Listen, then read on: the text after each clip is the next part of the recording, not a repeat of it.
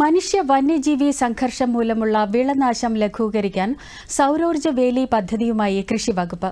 കേന്ദ്ര സർക്കാരിന്റെ രാഷ്ട്രീയ കൃഷി വികാസ് യോജനയിലൂടെയാണ് പദ്ധതി നടപ്പാക്കുന്നത്. 60% കേന്ദ്ര വിഹിതവും 40% സംസ്ഥാന വിഹിതവുമാണ്.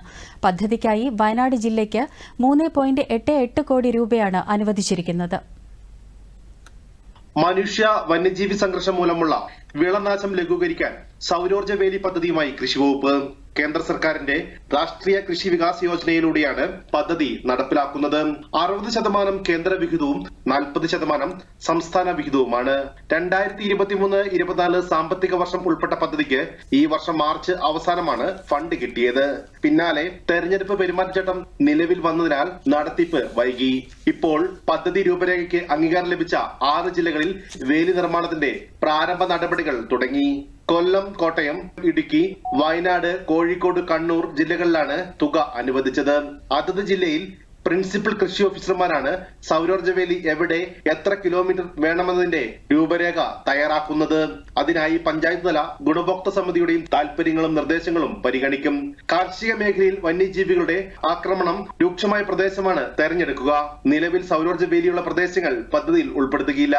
ജില്ലയിൽ പദ്ധതിക്കായി 3.88 കോടി രൂപയാണ് അനുവദിച്ചിരിക്കുന്നത്. സൗത്ത് വയനാട് ഡിവിഷനിൽ 183.53 ലക്ഷം രൂപയും, നോർത്ത് വയനാട് ഡിവിഷനിൽ 1.30 കോടി രൂപയും, വൈൽഡ് ലൈഫ് ഡിവിഷനിൽ 74.47 ലക്ഷം രൂപയുമാണ് അനുവദിച്ചിരിക്കുന്നത്. 47 കിലോമീറ്റർ ദൂരമാണ് ജില്ലയിൽ വേലി നിർമ്മിക്കുന്നത്. മാനന്തവാടി ബ്ലോക്കിന് കീഴിൽ തവിഞ്ഞാൽ, തിരുനെല്ലി പഞ്ചായത്തുകളിലായി 15 കിലോമീറ്റർ ദൂരമാണ് സൗരോർജ്ജ വേലി നിർമ്മിക്കുന്നത്. ഇംപ്ലിമെന്റേഷൻ എങ്ങനെയാണെന്ന് വെച്ചാൽ കൃഷി വകുപ്പ് എന്നുള്ള സെൻട്രൽ ഗവൺമെന്റ് സ്റ്റേറ്റ് ഗവൺമെന്റ് തുക വകയിരുത്തിയാണ് നടപ്പിലാക്കുന്നത്.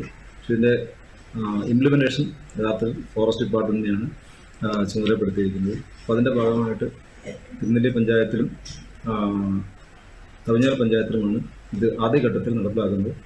തുടർന്ന് മറ്റ് കൂടുതൽ ബാധിക്കുന്ന അല്ലെങ്കിൽ വന്യമൃഗശല്യം ബാധിക്കുന്ന പഞ്ചായത്തുകളും ഇത് നടപ്പിലാക്കുന്ന രീതിയിലാണ് പദ്ധതി നടപ്പിലാക്കിയിട്ടുള്ളത്, അല്ലെങ്കിൽ വിഭാവനം ചെയ്തിരിക്കുന്നത്. തിരുനെല്ലി പഞ്ചായത്തിലെ ഷാണമംഗലത്ത് പ്രവർത്തികൾ ആരംഭിച്ചു കഴിഞ്ഞു.